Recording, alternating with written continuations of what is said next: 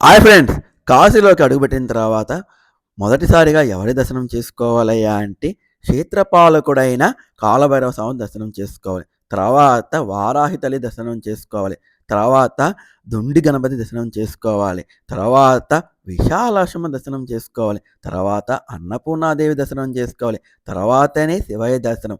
అక్కడి నుంచి భృంగిని కూడా దర్శనం చేసుకున్నాం. మేము ఇలాగే దర్శనం చేసుకున్నామండి. పౌర్ణమి కావటంతో వారాహి తల్లి దగ్గర చాలా క్యూ అయితే ఉంది.